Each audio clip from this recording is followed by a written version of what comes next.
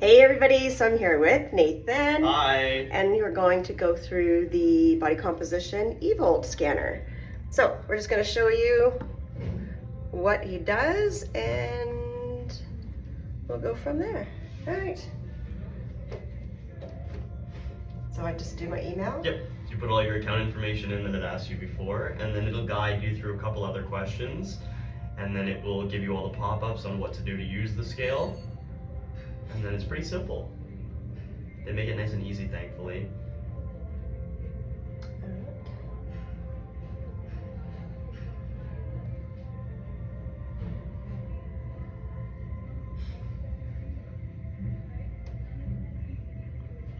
And I put my phone number? Yeah, absolutely.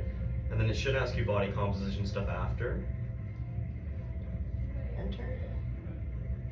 Oops, 3. Oh, perfect. There we go. So far, so good. All right. And then they'll ask you which ones you're trying to kind of go out of here. So whatever kind of goal you feel fits your macronutrient profile. Oh, let's just do fat loss because Sure. that's the most popular, I think. Sure. And then what's all this say? It'll ask you about if you're looking for like what kind of fat loss you're looking for. Do you want it to be high? Do you want it to be slower, sustainable, a little bit easier over a longer duration? Moderate for me, And competition. then this is the body type stuff. So these are a little bit of just buzzwords essentially. It's supposed to just be metabolism based, but it's an easier way for public to digest it. So it would be ectomorph is something that would be you're leaner, it's easier for you to lose weight. Mesomorph would be a happy median in between, so you gain weight, you lose weight pretty easily. And then endomorph would be your body type is applicable to gaining weight more often. But again, these are buzzwords, these aren't real, it's just based off your metabolism. So usually I just go with mesomorphs for most people because technically it's pretty easy for most people to gain weight or lose weight. I gain super easy. Okay. And then it'll ask you about your activity. Definitely very active. It might make you click it again. Sometimes the touchscreen is a little bit wonky.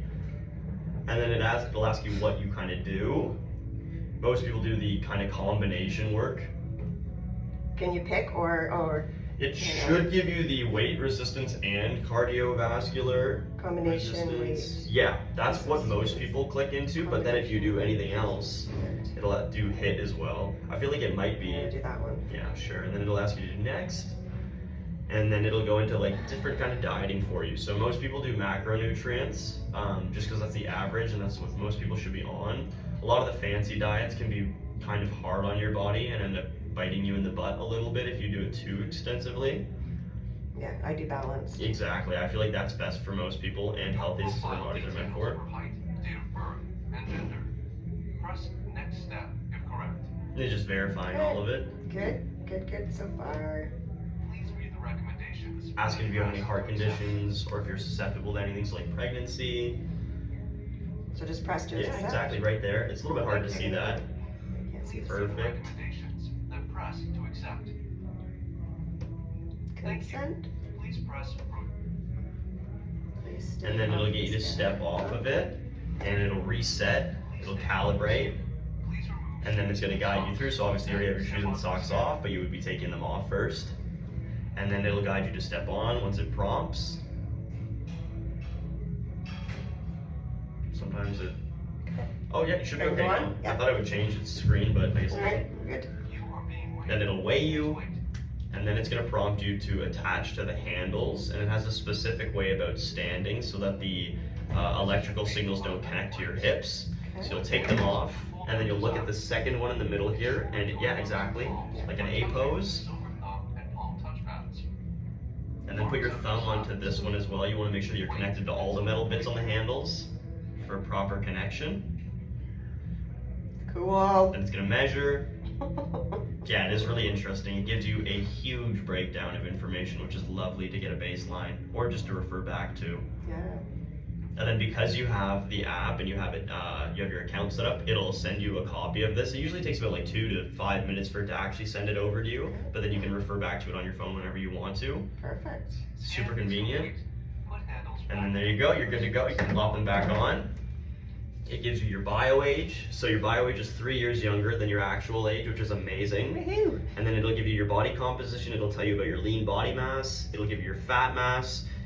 It'll tell you about balances and imbalances as well. It'll tell you about your maintenance calories, so how much your expenditure would be, how much you need to gain weight, maintain it. And then yeah, if we go down a little bit, so we look at our body fat percentage, that's amazing. So you're in optimal range, which is lovely. And then these are your calories, that's the expenditure. And then it'll tell you about the balancing between muscles on your body. So for you, your upper and your lower are very balanced, which is amazing. It gives you point breakdowns onto them as well, which is lovely. And then under that, it'll give you a recommendation for nutrients. Now, the protein is, actually for your recommendations are amazing actually. Sometimes it'll over-recommend protein, which can be a little bit silly. If you're having more than like 160 grams a day, for most people, you don't really need it, depending on how big your frame is. But this is a good recommendation, around 100 grams for you, which would be lovely. Yeah. And most women midlife anyways should be at least 100 grams a day. Exactly. So it's good. Very cool. I'm gonna give you a quick little, you guys can do a little peek at it. And then I'm gonna scroll up. Those are different numbers. You probably can't see it, but anyways. They'll get the idea at least. Yeah, that is very cool. So I'm super excited to go through all of this. And then if you haven't had it done yet, make sure you book it with Nathan. Now we're gonna go do some weights and go through some moves for the Smiths machine. I'll see you later. Bye, Nathan. Bye. All right, so we are over at the Smiths machine now, and Nathan's going to show me some moves that I can do for glute and legs. All right? Okay, so the first exercise that we're gonna do is a split squat variation. So we're gonna be loading the bar onto our shoulders, almost like we're gonna do a barbell squat. Okay. Our leg that we're prioritizing, again, this is a unilateral movement, so single leg demonstration. It's gonna be directly underneath of our hips. We're gonna have our back leg about 2 to 3 feet or steps behind our prioritized leg, and we're just gonna be dropping down into a kneeling position, coming back up. And again, you're not placing the entire foot on the floor. You're trying to stay on the ball of the foot, coming in and pushing as much as you can onto one leg. You can also put the leg a little bit further if you want to and push away from yourself to load it a little bit differently. I don't really have to put anything on the ground to stabilize, but having the ball on the foot does make it more comfortable for my glute activation, makes it a little bit easier for me. Other than that, cues you need to be thinking of, breathing on the way up is going to be really important for your contraction. It's going to help you stabilize a little bit better. Tightening your core and trying to breathe through it is going to be one of the most important things you can use. Other than that, that's pretty much everything for the exercise. Very simple. Yep. And then so we load it there. And then you want to get nice and comfortable at a height. Perfect. Okay. Good. And then yeah, front leg nice and stable. Thinking about connecting with the floor through 3 points of contact in the foot. Trying to load and squeeze the leg. Now, am I wanting to lean forward, or am I going? Yeah, you can lean a little bit into the machine because the machine will stabilize you a lot. You can really push into it. You don't have to balance yourself as much. And I'm working more of this. Exactly. Exactly. The glutes are going to work really hard. You can think about squeezing the glute a little bit, trying to turn it on before you load it. That definitely helps with the activation of the muscle.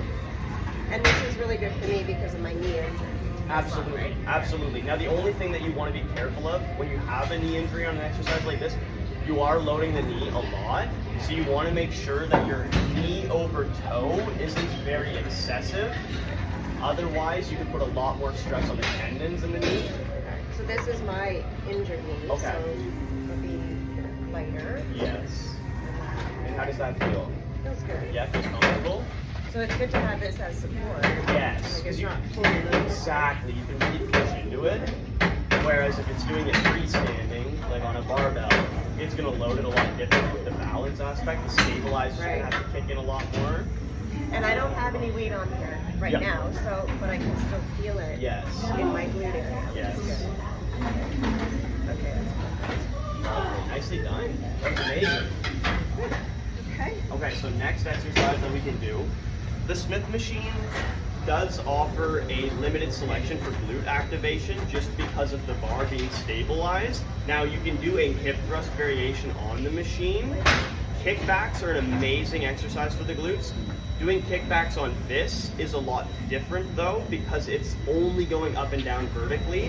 A kickback, you could basically get yourself onto the floor and kick up, but that's not a very doable selection for this exercise. So what I would say is, if you have a little bit of stability issues during squats, or your knees give you any kind of issue, doing a normal squat pattern on this exercise would be really good.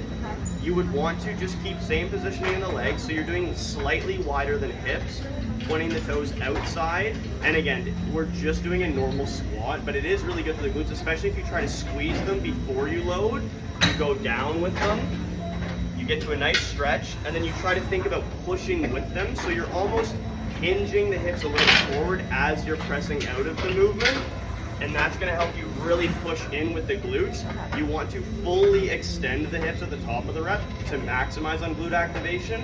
Now again, because it's the Smith machine, it's going to help you with the stability aspect of it, so it will allow you to isolate the glutes a little bit more because you don't have to stabilize the movement, which is really useful for the muscle. So I'm bringing my feet forward. Yes. So it's not like directly under the hips like a Exactly. normal squat. Exactly. If it feels kind of uncomfortable to do that, you can absolutely use the same normal squat protocol. That's totally okay. Yeah. And then really think about squeezing the glutes and pushing forward with them. Oh yeah. Full extension at the top is perfect, almost like a deadlift essentially. And it is a different feel because you're not directly underneath. If you've never done this one before, so I can really feel the activation in my glutes. Good. Yeah, your form is amazing right now. Knee positioning is really healthy.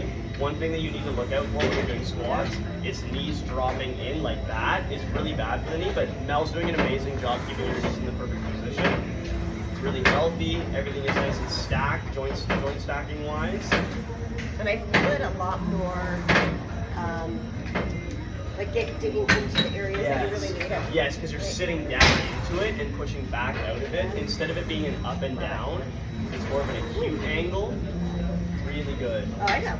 That was perfect. That was good. Okay, so for the last exercise, we could do a variation of an RDL or a good morning. Now it's a little bit limited again, like I said, because of the Smith machine, because we're stuck on an up and down vertical angle. But you could do a little bit of an RDL variation, similar to what we did before. You should have a slightly wider than hip stance in the legs. You're gonna just think about letting the butt come back, keeping the legs mostly straight, and then pushing back in through the glutes. You will feel a stretch in the hamstrings. So technically we're doing an RDL, but it is also a secondary glute movement because of the movement pattern. We're flexing at the hips. We're keeping our knees bent. Yes, you can keep them a little bit straight or a little bit bent. I would say it puts more pressure on the hamstrings to have them fully straightened. Little bend makes it a little bit easier on the hamstrings, so allows you to really push in with the glutes. And then you push right in, same idea, maximizing that contraction. Because we're in a flex position, the glutes will get a stretch. We go into a contracted, extended position, so they will get a good contraction as well. But it is mostly a hamstring exercise, but secondary muscle group would be the glutes on this one. So feet hip width. Yep, absolutely, or slightly wider, whatever feels most comfortable. And then slightly forward. Exactly. And then you're thinking about pushing the butt backwards. Yes, that's perfect. Really, really That's good. such a different feel. I do like the Smith machine for stuff like this because it applies that pressure differently. You can really push into the movement without having to worry as much. Right. Oh, it's so weird. Okay. It is very weird. Good. I have not done this one before. Okay. They're very, very odd, especially if you're not used to the Smith machine. It is a very nice way to change up your routine a little Yeah. bit. Free weights are amazing for the stability aspect, and I believe they're far more functional.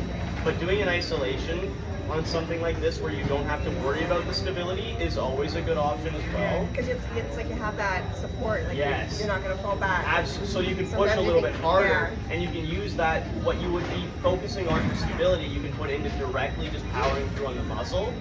So it's great for mind to muscle connection on an exercise like this. Isolation's lovely.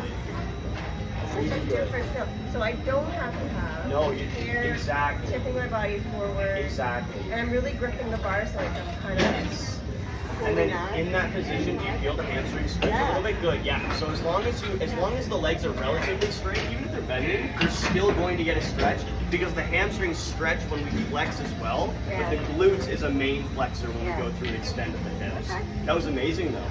Nicely done. Thank you. And I also felt it up on my upper body. I guess maybe because I'm not used to, but maybe I'm prepping it. Yep.